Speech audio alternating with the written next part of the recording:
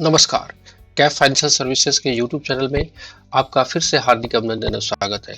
आज का topic GST input tax credit जो 1 अक्टूबर 2022 से एडिशनल पाबंदी लगाई गई है उसके ऊपर वीडियो है।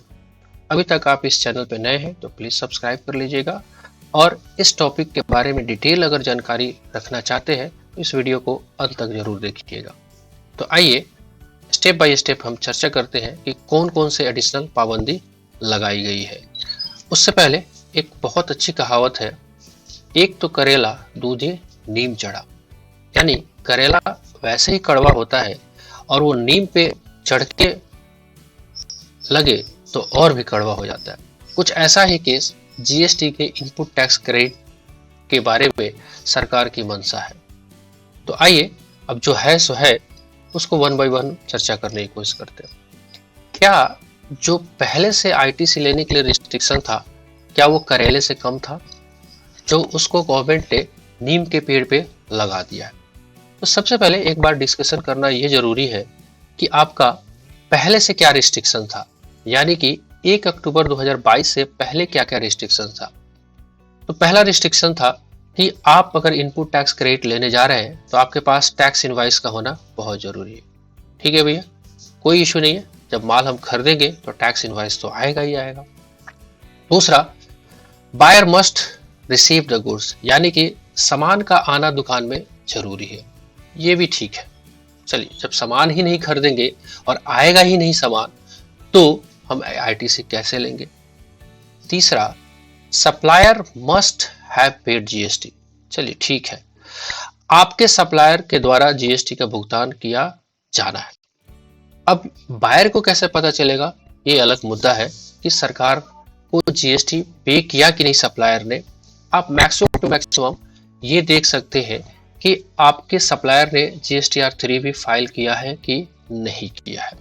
चलिए वो देख के भी पता लगा लिया आपने कि जीएसटी 3 भी सप्लायर ने फाइल कर दिया, तो हम ये मान के चलते हैं कि हमारे सप्लायर ने जो है जीएसटी पे कर दिया होगा। ये हमारा प्रिजम्पशन है, डिपार्टमेंट मानेगी कि नहीं मानेगी कि उनकी मर्जी है।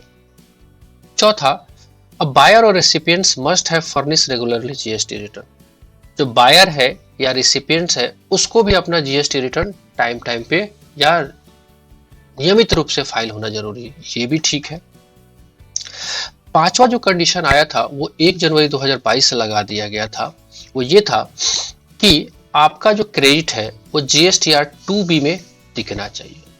और डिटेल वीडियो के लिए आप मेरे चैनल पे विजिट कर सकते हैं कि जीएसटीआर 2B क्या है, ये कैसे प्रोसेस करता है, उसका चर्चा हम यहाँ पे नहीं कर रहे। लेकिन ये चर्चा का विषय जरूर रहेगा कि 1 जनवरी 2022 से जो भी इनपुट टैक्स क्रेडिट आपके जीएसटीआर 2B में नहीं दिखेगा तो उसका आप आईटीसी नहीं ले सकते।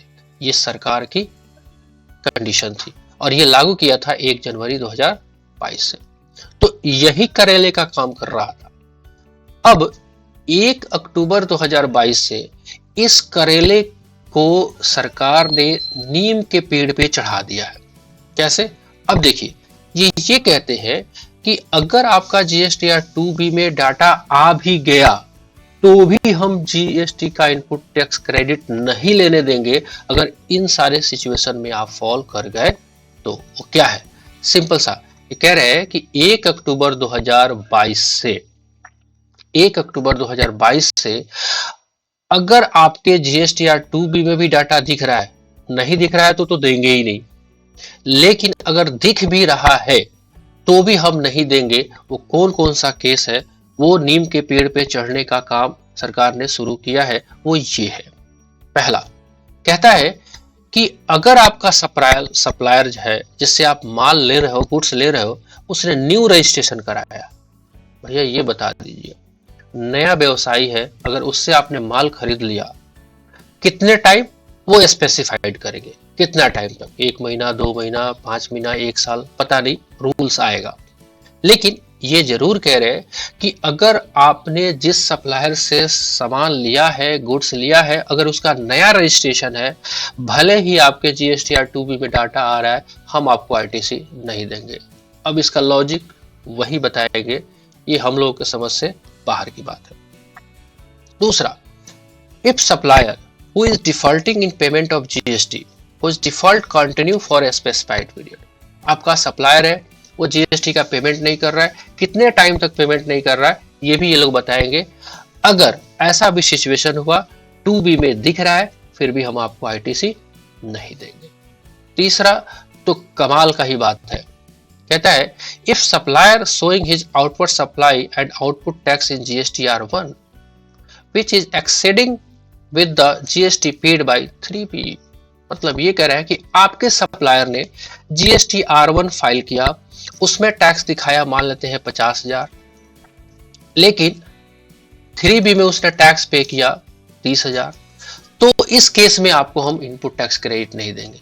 भैया आप ये बता दीजिए कि एज अ बायर मुझे कैसे पता चलेगा क्या मेरा सप्लायर जो है अपना GSTR1 की कॉपी मुझे देगा? पहली बात आंसर इज नो। क्या वो मुझे 3B की कॉपी देगा? Answer is no. तो कैसे एक बायर अपने सप्लायर के आउटपुट टैक्स लायबिलिटी जो कि R1 में दिखाई गई है और 3B में दिखाई गई है उसको कंपेयर कर सकता है? ये तो डिपार्टमेंट ही बता सकते हैं, और डिपार्टमेंट जब बताएगा तो नोटिस पेनल्टी के साथ बताएगा। तो एज अ बायर कैसे सर्टेन करना होगा कि हमारे को GSTR1 जो मेरे सप्लायर ने फाइल किया है उसमें जो टैक्स ज्यादा दिखाया था और 3B में कम पे किया है, राइट? अब इसके लिए हो सकता है सरकार कोई मैकेनिज्म लेके आए, या ऐसा हो सकता है कि GSTR2B में वो डेटा इन एलिजिबल फॉर्म में प्रेजेंट करे, तभी हो सकता है। अदरवाइज सप्लायर तो अपना ना तो आईडी पासवर्ड देगा और ना ही अपने रिटर्न्स की कॉपी शेयर करेगा, लेकिन ये पकड़ में कौन करेंगे? डिपार्टमेंट करेंगे, और डिपार्टमेंट आपके ऊपर रेस्ट्रिक्शन लगा देंगे आईटीसी का। तब तक तो आप आईटीसी क्लेम कर चुके होंगे, तो बाद में इंटरेस्ट पेनल्टी के साथ आप देंगे। इसीलिए बार बार मैं कह रहा हूं ये क्या है, एक तो करेला दूजे नीम चढ़ा, राइट? चलिए, और भी इतना भी नहीं है। If supplier has availed credit in GSTR3B is exceeding the credit as per 2B and exceeding beyond the specified period notified। चलिए ये तो ठीक है, ये तो फिर भी समझ में आता है कि हमारे 3B में जो हमने आईटीसी क्लेम किया है वो मेरे 2B से ज़्यादा है, तो ये तो हमारे कंट्रोल के ऊपर है, ये एक सही कंडीशन है, राइट? उसके बाद और भी कंडीशंस इन लोगों ने दिया हुआ है।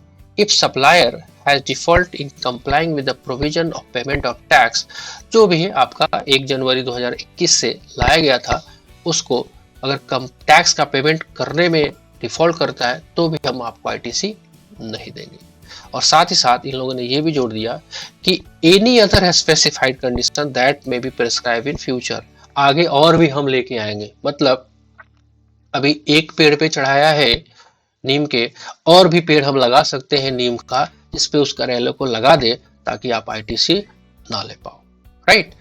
इसके अलावा और भी एक छोटे छोटे कंडीशन है, हालांकि ये तो जेन्युइन कंडीशन है, इसके ऊपर तो कोई आपत्ति नहीं होनी चाहिए, ना ही किसी बायर को, ना ही किसी सप्लायर को, या किसी भी बिजनेसमैन को। वो ये है, पहले से भी है और फिर से इसको रिफाइंड किया गया, यानी कि ये कह रहा है कि if recipients goods services have availed ITC और उसने पेमेंट नहीं किया अपने सप्लायर को, यानी कि आप सामान लेके आते हो और उस सामान का पेमेंट जो है अपने सप्लायर को आप 180 दिन के अंदर में नहीं पे करते हो, तो आपको आईटीसी रिवर्स करना पड़ेगा, आपको इंटरेस्ट भी देना पड़ेगा।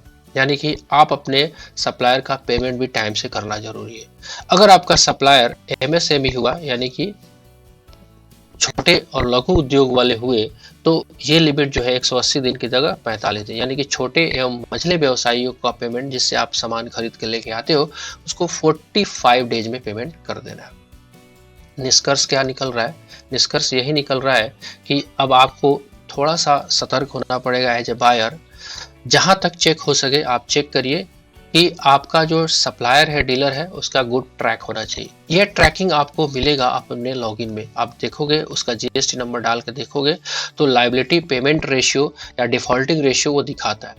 अगर आपका सप्लायर फर्स्ट इंस्टेंट यानी कि सर्च करने से ही पता चल जाता है कि ये डिफॉल्टर है, तो बिल्कुल उससे सामान मत खरीदें।